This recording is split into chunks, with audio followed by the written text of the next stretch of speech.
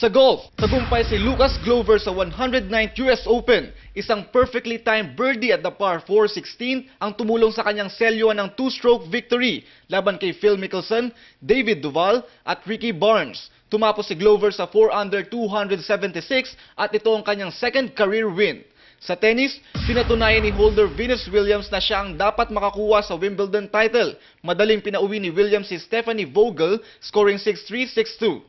Sa billiards, gaganapin na bukas ang Challenge of the Legend, the Maestro versus the Volcano sa SM North EDSA Annex Building.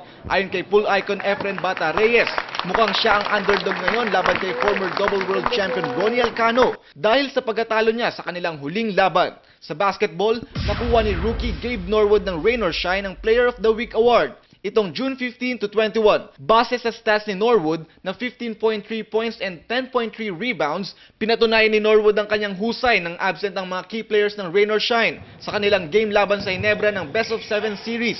Dito pinako ang standing sa 2-1 lead. Ramti para sa UNTV News Worldwide at ito ang balita.